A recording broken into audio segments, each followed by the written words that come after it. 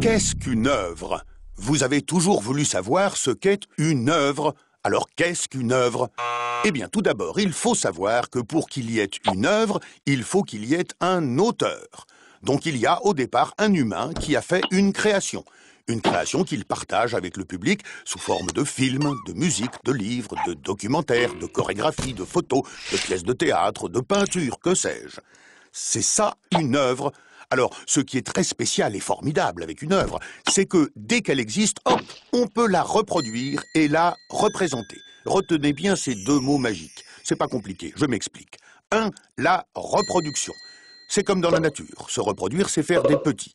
Dans notre cas, l'œuvre est recopiée, reproduite sur un support. J'ai bien dit recopier, pas pirater.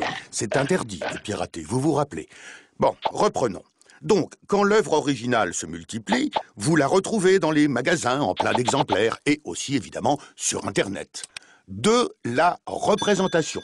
Représenter une œuvre, c'est la partager avec des gens. Ça peut se passer dans une salle de cinéma, sur une scène ou même à la maison. Par exemple, quand vous regardez la télé en famille. C'est le cercle familial, comme on dit.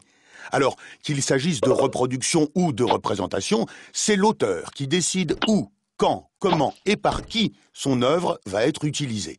Il négocie cette utilisation moyennant finance. On dit qu'il perçoit des droits d'auteur. Voilà, c'est comme ça qu'il vit de son travail.